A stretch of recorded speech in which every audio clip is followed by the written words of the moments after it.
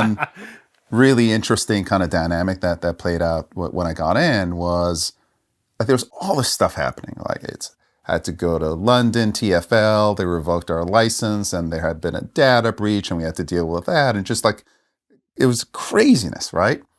And at the same time, SoftBank was looking to invest in the company, right? And this is the Vision Fund days. And, SoftBank, the only way they came in was heavy. Like there was no tiptoe. lightness It's of like, being with Masa. Let's talk. Yeah. And the issue that we had to deal with was one where Benchmark and Travis and the founders, they all had high vote shares. And they both wanted to control the company.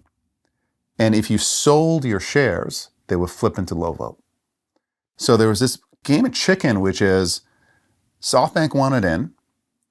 And in typical Masa fashion, it was like, hey, if you don't let us invest in you, we're going to invest in that pink company, right? And it's billions of dollars.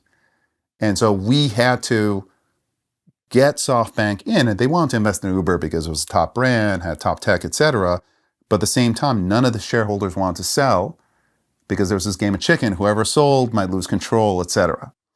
And so we had to go around to all of the high vote shareholders, and we literally had to get everyone to agree to blow up the high vote shares. I think it's actually the only time when a tech company, they blew up all of the high votes.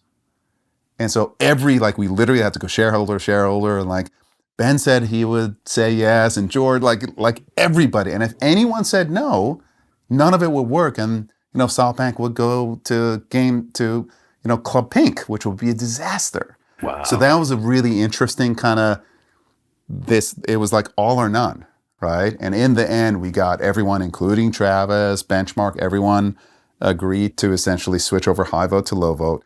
And that, one, it got SoftBank in, but it stopped the power struggle because then no one could control the company.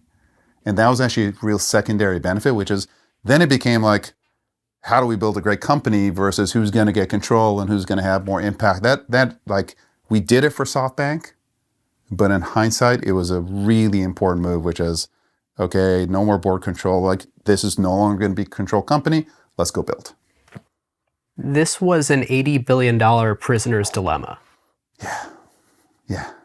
Because if anyone said, actually, I'm going to move in my own self-interest here, actually, long term, it blows would up have everybody. Everything would have blown up, and you might have had a Lyft who was gaining category position against us with a $10 billion investment from SoftBank.